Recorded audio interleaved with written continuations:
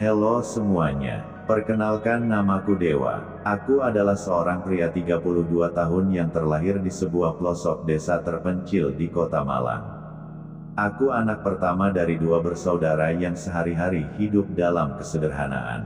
Hingga akhirnya, aku memutuskan untuk mencari pekerjaan di pusat kota untuk mencukupi kebutuhanku sehari-hari. Saat ini, setiap hari selalu disibukkan dengan pekerjaanku. Dan beristirahat hanya 2 minggu sekali. Meskipun demikian aku selalu bersyukur dengan apa yang kudapatkan saat ini. Dan aku juga tak pernah menyangka, bahwa rutinitas pagiku di kafe kecil dekat kantor, akan mempertemukanku dengan seseorang, yang perlahan mengubah semua cara pandangku terhadap hidup. Orang itu bernama Intan Maharani, yang akrab disapa Mama Intan. Dia adalah wanita berusia 38 tahun, seorang janda dengan 2 anak remaja, yang memiliki pesona yang tak biasa.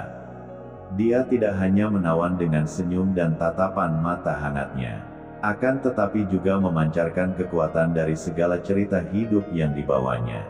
Pertemuan pertama kami itu terjadi secara tak terduga, pada suatu malam di suatu kafe ternama di kota Malang.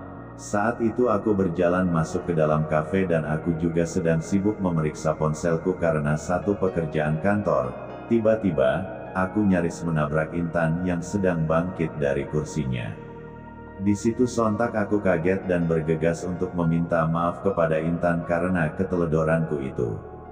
Tak disangka, dia malah tertawa kecil saat aku meminta maaf kepadanya. Dan dari tawa itulah yang mengawali pertemuan-pertemuan kami berikutnya.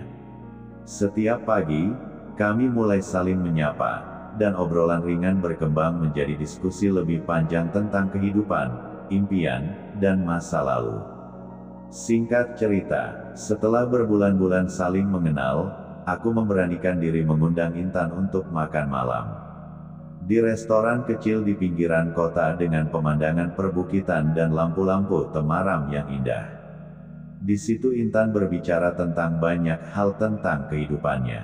Tentang bagaimana ia harus menunda mimpinya menjadi pelukis, setelah suaminya meninggal 6 tahun lalu dan juga, perjuangannya membesarkan 2 anak seorang diri. Percakapan malam itu membawaku ke sisi lain Intan yang jarang ia tunjukkan selama ini. Aku terkadang lupa bagaimana rasanya dicintai dewa, ucap Intan pelan, menatap lilin yang berkedip di meja. Lalu di situ aku menggenggam tangannya, merasakan dingin yang perlahan menghangat. Kamu berhak merasakannya lagi Intan. Dan aku ingin jadi bagian dari cerita itu, jika kamu mau, jawabku sambil menatap kilau matanya. Malam itu menjadi awal hubungan kami yang lebih dekat.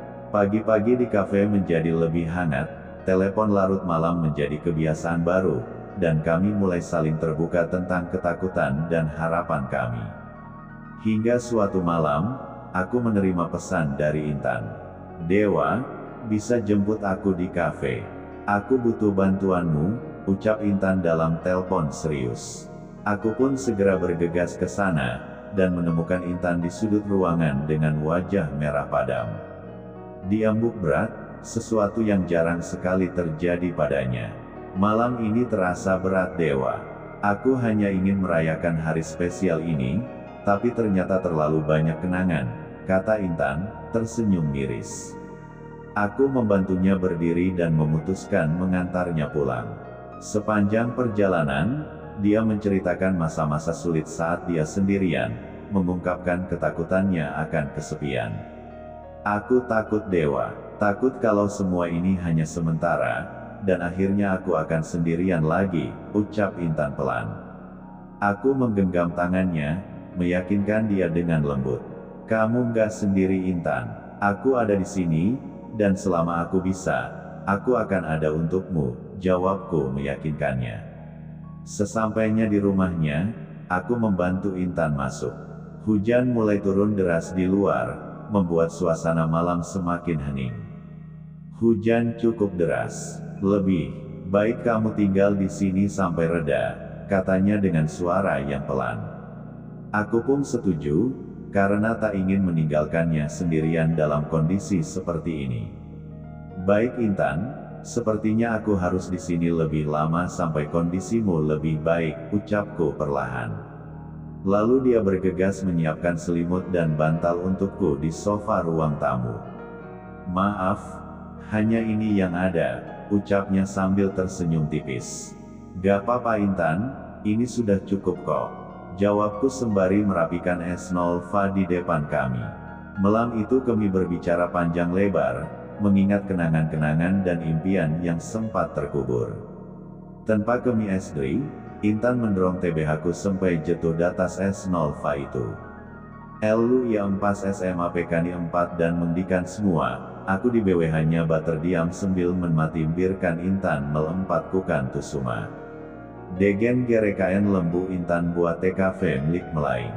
Trian demi trian ia ikan hingga sampai Intan teba-teba lem 4 es dan bergas tren dari TBH-ku.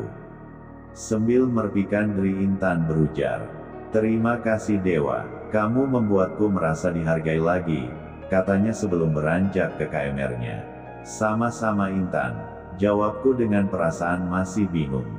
Di situ lalu aku merebahkan diri di sofa, mendengarkan rintik hujan hingga terlelap. Pagi pertama itu datang dengan lembut. Matahari mengintip di sela tirai, dan aroma kopi segar memenuhi ruangan. Aku mendengar langkah Intan dari dapur. "Pagi Dewa," sapa Intan dengan senyum yang menghiasi wajahnya. Dia mengenakan baju tidur sederhana, terlihat lebih segar dan hangat. Kami duduk di meja makan, bercakap-cakap sambil menikmati kopi dan roti panggang. Tak ada rasa canggung, hanya kehangatan yang sulit diungkapkan. Pagi itu, aku tahu, hubungan kami tidak lagi sama. Kami telah melangkah lebih jauh, saling memahami, dan membuka hati yang lama tertutup. Aku menatap Intan, merasa yakin bahwa aku akan menjaga perasaan dan kebahagiaannya. Hubungan kami, yang berawal dari pertemuan sederhana di kafe, kini menjadi cerita baru yang penuh harapan.